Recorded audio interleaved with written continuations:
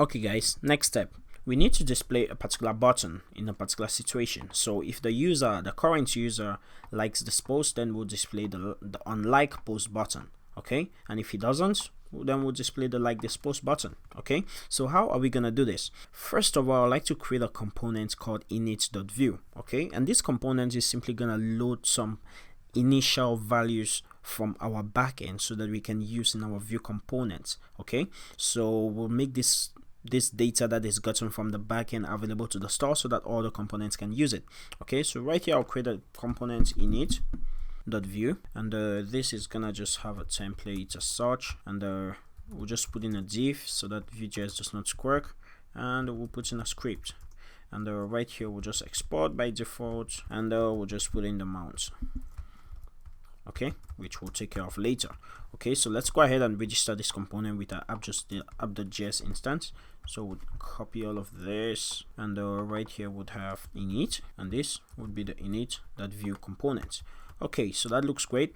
So next thing is to actually mount this component in our app.blade.php. So right here, immediately after we declare our app, we're gonna say init right here. Okay, so you can actually mount this anywhere, it doesn't really matter because it doesn't have a template. So now, why do I need this component? For example, I need to access the authenticated users data. Okay, and I need this data from my server, so everything that I need initialized before my application starts running, I will go ahead and get it using this init component. Okay, so for example, getting the authenticated users data in this init component, once it's mounted, I'll get the authenticated users data and I'll store it in the store. Okay, so right here I'll just say when it's mounted, just get the authenticated user data right here. Okay, so it's calling a method on this component, meaning we have to define that method. So we'll say methods, and we'll say get authenticated user data from the backend. So we'll say this.http get, and this is gonna be to a slash get auth user data route. As soon as we receive the response, what we're gonna do is simply assign this response or save it in our store. So first, let's go ahead and create a space for that response in our store. So right here we're gonna have a new property that I'm gonna call authenticated user, and this is gonna be an object. Okay, so we need to save that into our object, meaning we need a mutation to actually save the response data into our object. Okay, so we'll say this.store.commit, and the commit we're gonna call here is auth user data, which we're gonna create in a moment, and the data that we're gonna pass in is the response.body.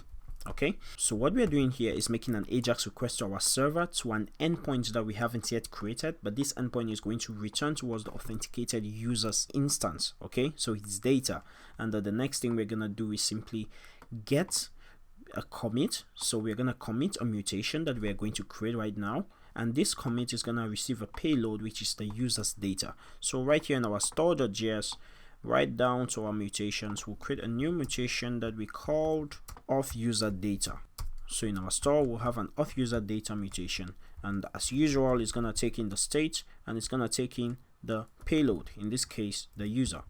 And this, as soon as it gets this, it's gonna say state.auth user equals user.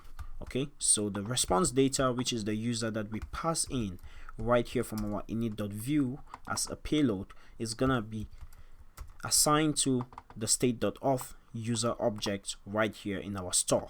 Okay, so as soon as this component is mounted, it makes an AJAX request using the getAuthUser method, and as soon as it receives a response, it would call a mutation. So it will commit a mutation called auth user data and pass in a payload, which is the user's data, and that mutation will just set the user's data to the auth user object on our state or our store.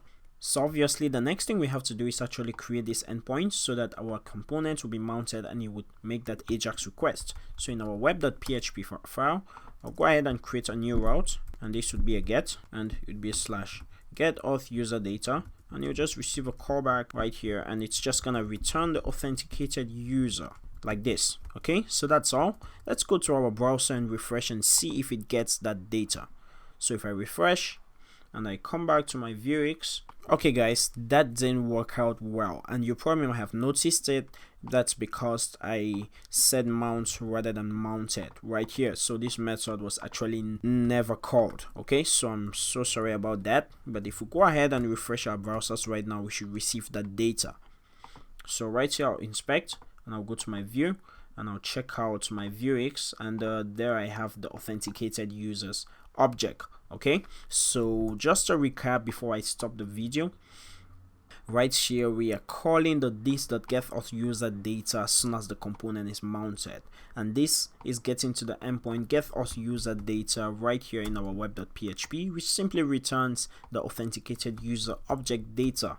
And as soon as we get that response, we would call a commit to a mutation, which is defining our store.js right here, and this mutation simply pushes the authenticated user data that we get from our endpoints from Laravel, and it simply pushes it into the object called authUser in our store. Okay, so that's what our Init.vue component does, and we'll go ahead and see how we'll use this data to take care of our like and unlike in the next video.